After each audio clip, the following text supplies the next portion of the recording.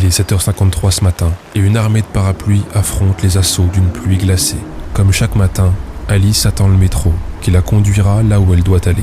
Installée sur une banquette à moitié confortable, la jeune femme sait que son trajet sera long. Mais soudainement, une étrange sensation attire son attention. Sa nuque se met à fourmiller. Alice sent le poids d'un regard qui l'écrase par derrière. Une envie irrésistible de se retourner envahit la jeune femme. Elle en est certaine. On l'observe à son insu.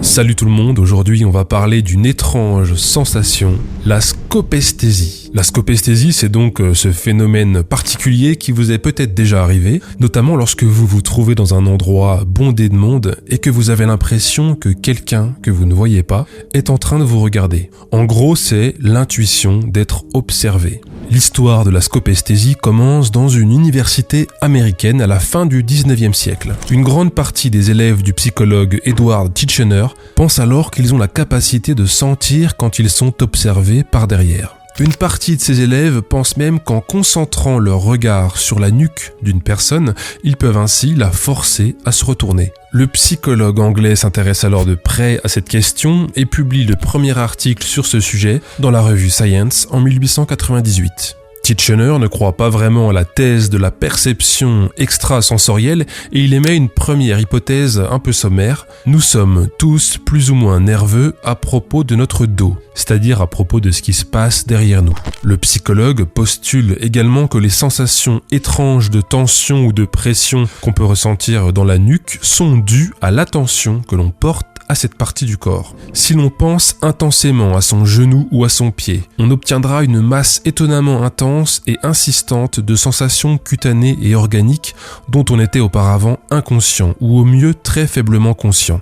À la fin de l'article, le psychologue précise qu'il a réalisé des tests en laboratoire sur les personnes qui disaient pouvoir ressentir les regards et que les résultats étaient négatifs. Mais il ne donne pas plus de détails sur ces tests. Dommage. Mais 15 ans plus tard, John Edgar Coover revient à la charge. Coover est un psychologue américain connu notamment pour avoir démystifié les prétentions des médiums au début du XXe siècle. Et le mouvement que fait la table, c'est tant que l'esprit est là ? Ah bien sûr qu'il est là. S'il n'était pas là, il ne parlerait pas. Il y en a peut-être un autre qui veut venir, alors c'est ça.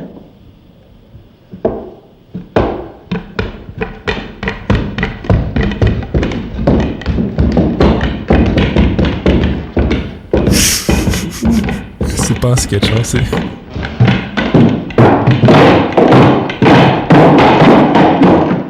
J'avais juste envie de vous passer cet extrait. Donc, Coover s'intéresse au spiritisme, mais lui aussi, il va se pencher sur la scopesthésie. En 1913, il réalise une expérience et publie un article détaillé qu'il appellera aussi « Le sentiment d'être regardé ». Alors voilà comment se déroule son expérience. Le psychologue sélectionne 10 personnes qui déclarent pouvoir sentir lorsqu'on les observe dans leur dos. Et il va soumettre chaque personne au test suivant. Coover est assis derrière le testé. Il lance un dé. Lorsque le résultat est impair, il regarde fixement le sujet au niveau de la nuque pendant 15 secondes. Lorsque le résultat est pair, il regarde ailleurs pendant 15 secondes. Et après chaque essai, le sujet doit donc indiquer s'il a été regardé ou non. Chaque sujet est testé 100 fois, donc Coover a répété 1000 fois l'opération. Résultat de l'expérience, les personnes testées ont eu raison dans 50,2% des cas, soit, comme le note le psychologue, une étonnante approximation du hasard. Nous n'avons a priori pas la capacité à sentir si quelqu'un nous observe à notre insu. Et pourtant, nous avons parfois ce sentiment inexplicable d'être regardé, d'être épié.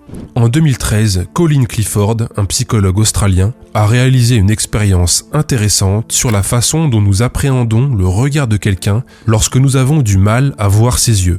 Clifford et son équipe de chercheurs ont créé des visages artificiels, avec des regards parfois bien droits sur l'objectif et parfois décalés sur la gauche ou sur la droite. Et les personnes testées devaient dire si les visages les regardaient eux, droit dans les yeux, ou si les visages regardaient à côté. Ensuite, les chercheurs ont ajouté du bruit aux images. En gros, ils ont dégradé la qualité des photos des visages artificiels pour que la direction du regard soit plus difficile à déterminer. Résultat, les sujets testés sur ces images dégradées ont eu plus souvent l'impression que le regard était dirigé vers eux, et donc même quand c'était pas le cas du tout.